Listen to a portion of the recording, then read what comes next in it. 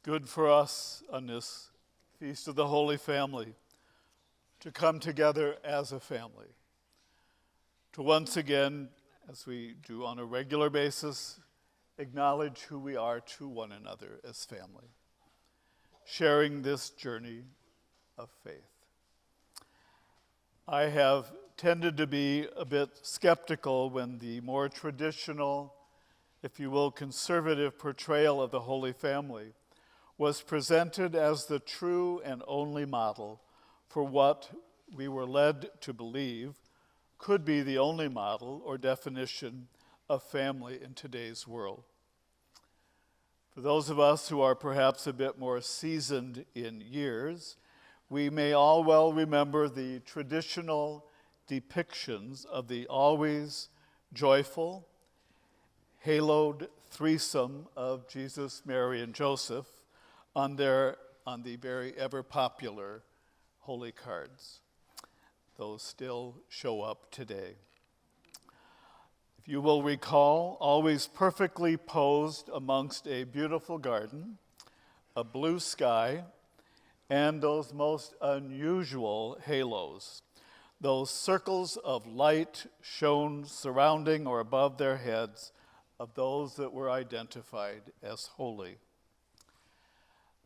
I can't say that I actually recall any such light surrounding anyone's head growing up in Nebraska. When I was growing up in my family, I did not see those halos, and yet we were a holy family. However, as I have reminded you, we know that Nebraska isn't for everyone.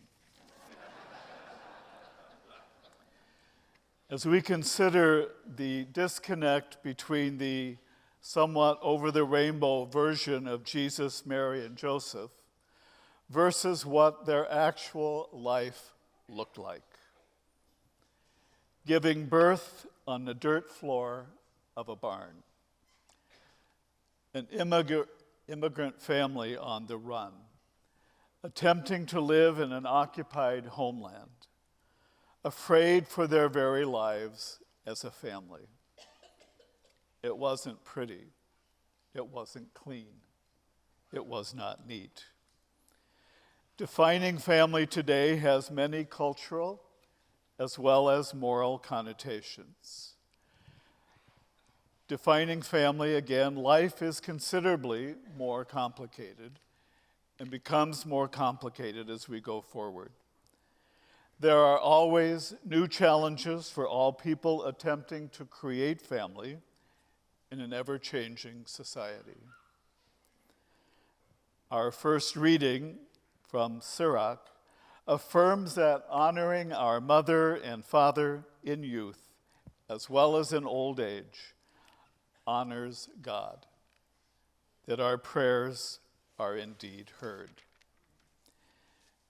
However, in today's world, the challenge of caring is great because so often family members are located in different cities, different states, different countries, and in fact, different continents.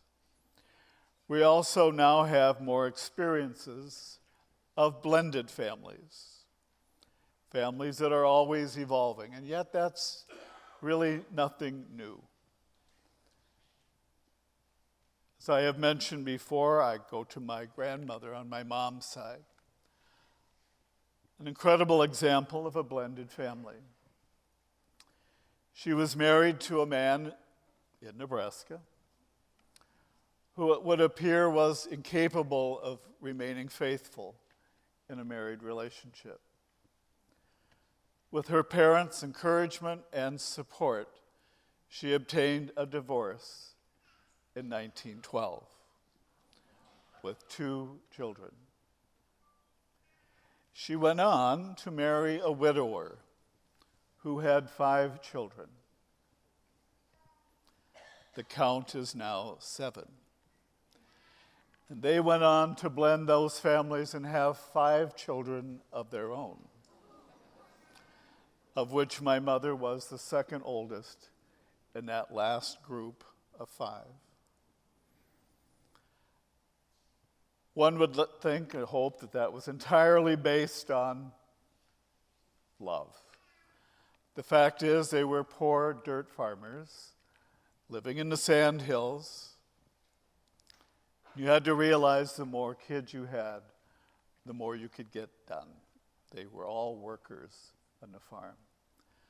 That was a blended family, an incredibly blended family.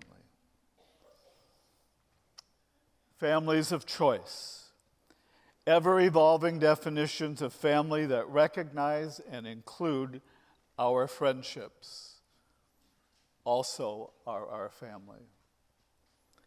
It is not surprising that the more traditional portrayal of what it means to be family indeed stands in stark contrast to the everyday experience of most people who believe very much in family and are committed to one another and are creating a much more diverse opportunity to what it means to actually be a family. The unfortunate piece to this is that that is all done, regrettably, oftentimes without the support and understanding of their family of origin, or also a society or community in which they live, and most assuredly in the church in which they so much want to be a part of. These ever-evolving family systems, where love is the basis, do not oftentimes find the support that they need. The bottom line on this Feast of the Holy Family is this: love is love, if you hear nothing else. Love is love. Many men, women, and children in every age and culture are offered the gift and the honor to be a source of grace for one another by becoming family. That fact alone becomes that takeaway message for understanding the celebration of Holy Family. It is important to note in hearing Luke's gospel that Jesus would never have the opportunity and the gift of being able to care for his parents in their old age. As we heard in Simeon's blessing, we also heard his warning to Mary that her son is destined to be a sign that will be contradicted.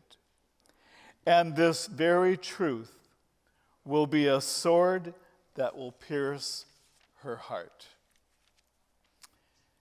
In time, human fear and prejudice in the form of the cross did indeed end the life of Jesus.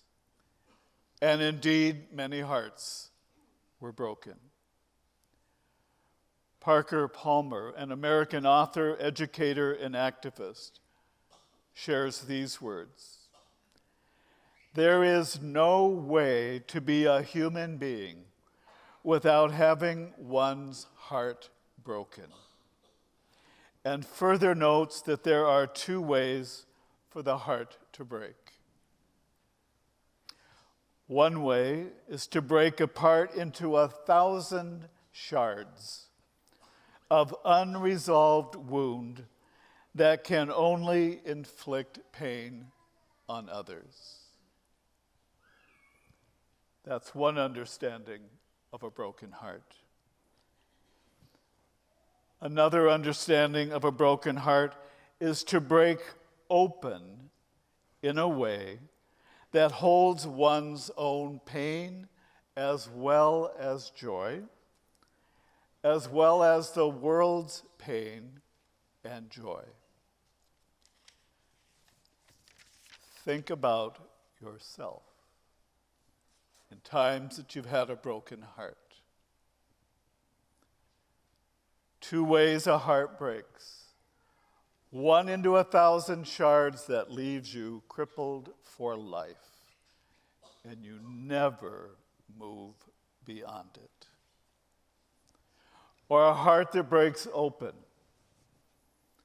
and also embraces pain, but also embraces joy yours and everyone else's. It opens the way of deepening heartfelt compassion, empathy, kindness, humility, gentleness, and patience, as we were reminded in Paul's letter to the Colossians. The peace of Christ that emanates from a love that is stronger than death transforms a heart broken apart to one that is broken open in our vulnerability, that can connect with others' suffering as well as sacredness, which calls us to be one body, one family, one human family. That we are living in heartbreaking and despairing times is an understatement. We need to acknowledge the wars and the conflicts erupting across our globe. Horrific loss of many family members is real and beyond gruesome. At least 22,000 Palestinians whose lives have ended in Gaza since December the 9th. Climate change threatens our Mother Earth, the only common home that we attempt to share as a universal family. Refugees, migrations, and politics accelerate the disruption of families. And that disruption will only increase as we move into the election process with great division in our nation. On this celebration of the Holy Family, it needs to be our prayer that God touch our hearts with the gift of peace, that we may have a renewed peace in our world, in our nation, and most assuredly in our larger church. Howard Thurman, an educator, African-American theologian, and civil rights leader, gives us our moral compass as we move into the new year. The work of Christmas begins to find the lost, to heal the broken, to feed the hungry, to release the prisoner, to rebuild the nations, to bring peace among people, and to make music in the heart. Family of St. Joan of Arc, we are so at a tipping point as a family. We are all interconnected in both our vulnerability as well as our strength. In this rather frightening tipping point, one has to think about your approach. Amidst joy, amidst broken heart, we simply cannot afford to approach life with a me first and only attitude. We cannot approach life first, last, and always having it be just about me. When it's just about me, that's a broken heart and 1,000 shards that never allows you to move out of your own pain. Our hearts will break, they always have, they always will. But they need to open us up to struggle as well as joy. We need to learn how to live in this tragic gap between what is and what could be, with faith, hope, and unconditional love. It has been said that where God seems most helpless and fragile is where God is most strong. Just where we least expect God is when God comes most fully present. The stars have reminded us that we are forming,